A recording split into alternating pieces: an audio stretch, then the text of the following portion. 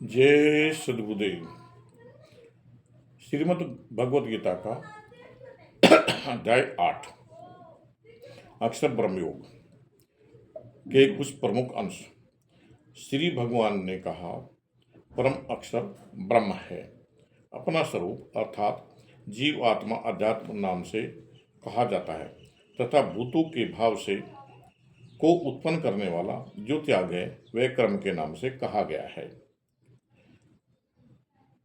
श्लोक 5 में बताया है, जो पुरुष अंतकाल में मुझको ही स्मरण करता हुआ शरीर को त्याग कर जाता है वह मेरे साक्षात स्वरूप को प्राप्त होता है। इसमें कुछ भी संशय नहीं है। इसलिए हे अर्जुन, तू सब समय मेरा निरंतर स्मरण कर और युद्ध भी कर। इस प्रकार मुझ में अर्पण किए हुए मन बुद्धि से युक्त होकर तू निसंदेह मुझको ही प्राप्त होगा। श्लोक 10 में कहा है, वह भक्ति युक्त पुरुष अंतकाल में भी योग बल से भ्रकुटी के मध्य में प्राण को अच्छी प्रकार स्थित करके फिर निश्चल मन से स्मरण करता हुआ दिव्य रूप परम पुरुष को प्राप्त होगा।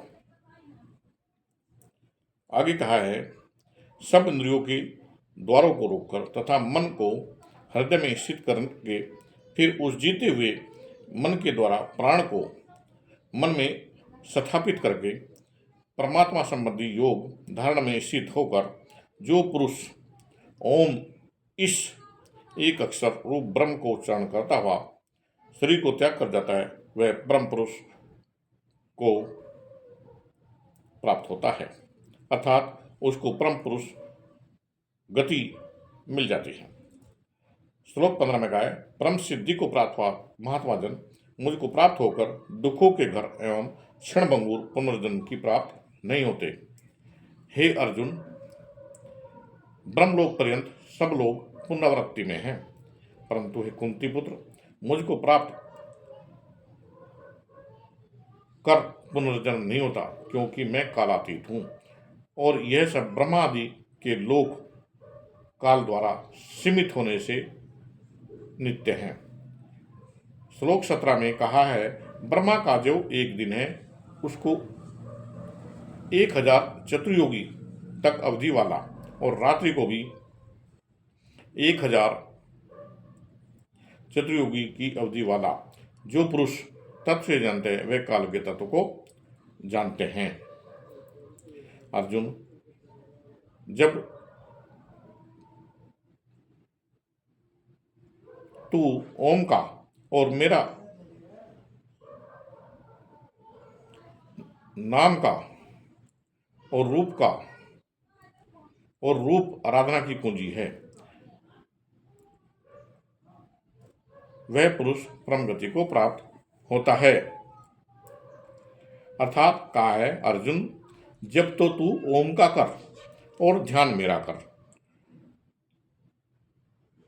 यही नाम और रूप की आराधना की कुंजी है, वह पुरुष परम गति को प्राप्त होता है। जो अक्षय है, जिसका क्षय नहीं होता, जिसका क्षरण नहीं होता, वह ब्रह्म है। अहम सो ओम, अर्थात वह सत्ता मेरे भीतर है जो बाहर नहीं, बाहर मत खोज, वह अंदर ही है। ब्रह्म क्या है, अध्यात्म क्या है, कर्म क्या है, अधिभूत नाम से क्या कहा गया है, अधिदेव किसको कहते हैं, अधिक कौन है, पुरुषों के द्वारा किस प्रकार किए जाते हैं, परम अक्षर ब्रह्म है। तो जीवात्मा अध्यात्म है, भूतों को के भाव को उत्पन्न करने वाला जो त्याग है वह कर्म है।